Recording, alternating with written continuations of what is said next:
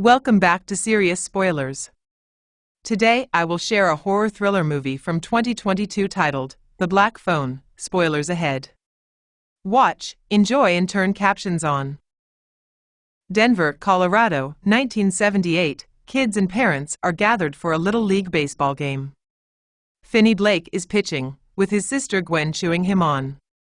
Finney manages to throw two balls that get strikes, but on the third, another player, Bruce Yamada, hits the ball and scores a home run, letting his team win. Despite the loss, Bruce commends Finney for his arm. Bruce is later seen riding his bike around town, greeting some girls from school along the way. Then a black van pulls up in front of Bruce, and he stops in his tracks. Finney and Gwen live with their father, an abusive alcoholic still mourning the loss of his wife and the kid's mother after she committed suicide. As the siblings start walking to school, they see a crowd of kids gathered as the school bully Moose is antagonizing another kid named Robin Ariano. To everyone's surprise, Robin is skilled at fighting and dominates Moose, beating his face to a bloody pulp. Finney and Gwen keep walking, with Gwen mentioning a local kidnapped known only as the Grabber, since they have learned that Bruce has gone missing. At school, Finney is bullied by three boys who follow him into the bathroom and call him names. Robin enters and threatens the bullies if they mess with Finney. Robin also encourages Finney to stand up for himself. Meanwhile, two detectives come to the school and speak to Gwen in the principal's office. Gwen claims she has dreams relating to the missing children taken by the Grabber, but she cannot explain the meaning behind these dreams. The next day, Finney wakes up to find his father beating Gwen because of the cops visiting his job and asking questions regarding Gwen's dreams and the correlation between that and Bruce's disappearance. Gwen breaks her dad's liquor bottle, and he beats her harder. He orders Gwen to say that her dreams are not real, as her mother had similar dreams that were believed to be premonitions. Parents around the neighborhood are informed about Robin's disappearance. The bullies at school then go after Finney and start to beat him, but Gwen defends him by whacking one bully over the head with a rock, causing him to bleed a lot. Gwen gets kicked in the face, and the other two bullies continue to beat Finney. Later during class, Finney is paired up with his crush Donna as his science partner. She offers sympathies for Finney getting beaten. Finney splits from Gwen as they walk home, and he encounters the Grabber's van. He poses as a regular man spilling his groceries, but once Finney spots the black balloons, the Grabber attacks Finney and sprays his mouth with a chemical to knock him out before he's thrown into the van. Gwen and other kids from school soon learn that Finney is missing. The Grabber brings Finney to his basement and keeps him prisoner. There is only one window, but no way for anyone to hear him if he screams. The Grabber taunts Finney but assures him he's special. On the wall is a black phone that is disconnected, which the Grabber claims to have heard ringing before. Later, the phone rings again, and Finney answers it. He hears the voice of Bruce, who notes Finney's arm in baseball, calling it Mint. However, Bruce doesn't remember his own name or what he did when he was alive. Bruce gives Finney a tip about a space in the floor where he can move a tile and begin digging. Finney spends his time digging and flushing the dirt down the toilet. Gwen has a dream where she sees a flashback of Bruce's life from childhood and his developing interest in baseball. Mr. Blake talks to Gwen, saying that her mother would talk about having dreams that are visions just like Gwen does, and he thinks this drove her to commit suicide, so he wants to prevent Gwen from falling down the same path. The Grabber brings Finney eggs and a Sprite, assuring him the food is clean. He also leaves the door unlocked, but as Finney walks toward it, he hears the phone ringing again, and he hears the voice of a local paperboy named Billy. While talking to Finney, his ghost appears next to him, his face having been slashed by the Grabber. Billy tells Finney that the unlocked door is a trap, and the Grabber will be waiting upstairs for him with a knife. Billy mentions a cable he left in a crack under the wall.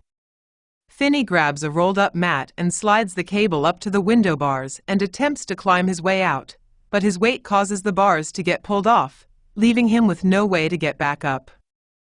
The detectives go around the neighborhood and speak to a man named Max, who is doing his own investigation into the missing kids. He tells the detectives that he is staying with his brother for the time being.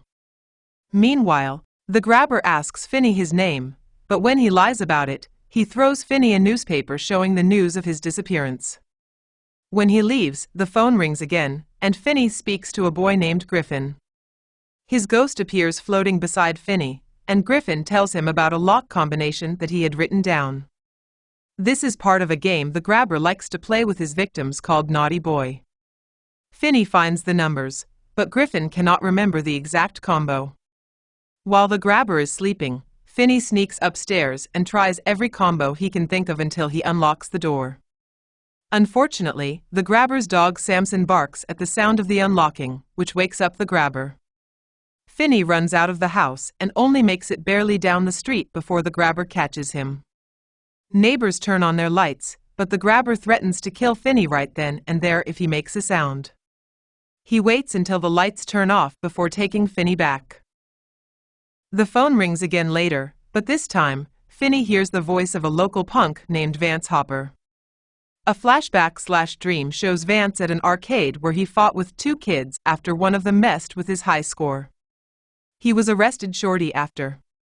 In the flashback, Gwen finds herself alongside Vance, who is talking to Finney through the police radio, but Finney cannot hear Gwen calling out to him.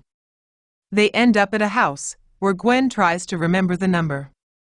She later rides her bike through the area to find the house and is spooked by the ghosts of the grabber's victims. Finney listens to Vance's advice and finds a space behind the wall where there is a freezer. Finney tries to push through the door as hard as he can, but to no avail. He begins crying, fearing that he will die there. The phone rings one more time, and he answers. It's Robin, and he remembers both Finney and his own life. He tells Finney that he was always his friend, and that now is the time that he really needs to stand up for himself. Robin tells Finney to practice using the phone as a weapon and to fill the receiver with dirt to add some heft to it. Gwen contacts the detectives and goes with them to the address she saw in her dreams. While this happens, Max comes to the conclusion that the missing kids are in the house he is staying in, because the grabber is his brother. He goes to the basement and is shocked to find Finney there. Just as Max attempts to help, the grabber kills him with an axe to the head. He goes after Finney, but the boy has utilized all the help from the ghost kids at his disposal. He sets up a rug over the hole he dug, using the cable to trip the grabber and drop him into the hole, where he breaks his ankle after it hits the bars from the window. Finney then begins wailing on the grabber with the phone, and it rings one last time. Finney forces the grabber to hear the voices of his victims taunting him over his demise, and Finney snaps his neck. He grabs a steak from the freezer and throws it to Samson to keep him distracted. The detectives search the house, but find it empty until one officer finds the basement. Instead of finding Finney, the detectives find the bodies of the other 5 boys buried in the dirt.